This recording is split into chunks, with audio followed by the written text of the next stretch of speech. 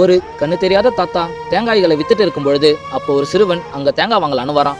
அப்ப அவனும் அந்த கண்ணு தெரியாத தாத்தா கிட்ட, தாத்தா ஒரு தேங்காய் என்ன விலை அப்படின்னு கேட்கும் பொழுது அவரும் ஒரு தேங்காய் 20 ரூபாப்பா அப்படின்னு சொல்றாரு. இப்ப அவனும் அந்த தாத்தா கிட்ட 20 ரூபாயை கொடுத்து ஒரு தேங்காயை வாங்கிக்கிட்டு அந்த தாத்தாவுக்கு கண்ணு தெரியாததை பயன்படுத்தி, தாத்தா நான் உங்க கையில 50 ரூபாய் கொடுத்தேன், மீதி காசை கொடுங்க அப்படின்னு பொய் சொல்லி கேட்கறான். ஓ அப்படியா, தாத்தாவுக்கு கண்ணு தெரியாதா, அதனால தான் நீ எவ்வளவு கொடுத்தனே எனக்கு தெரியலப்பா, என்ன மன்னிச்சிடு அப்படின்னு சொல்லி அவருடைய காசு பெட்டியை எடுத்து அவன் முன்னாடி நீட்டி, தாத்தாவுக்கு கண்ணு தெரியாதா, அதனால நீயே மீதி காசை எடுத்துக்கோ அப்படின்னு சொல்றாரு.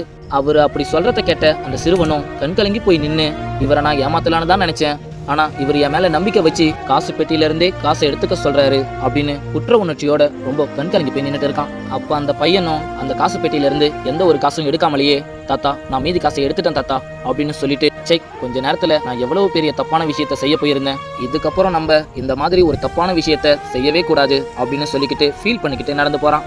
ஒருத்தர் நம்ம மேல காட்டுற அன்பாலையும் நம்பிக்கையாலையும் கூட ஒருத்தரை தப்பான வழிக்கு போக விடாம ஆக்கலான்றத நான் இந்த தாத்தா கிட்ட இருந்து தான் கத்துக்கிட்டேன். இந்த குட்டி ஸ்டோரி பிடிச்சிருந்தா மறக்காம லைக் பண்ணுங்க.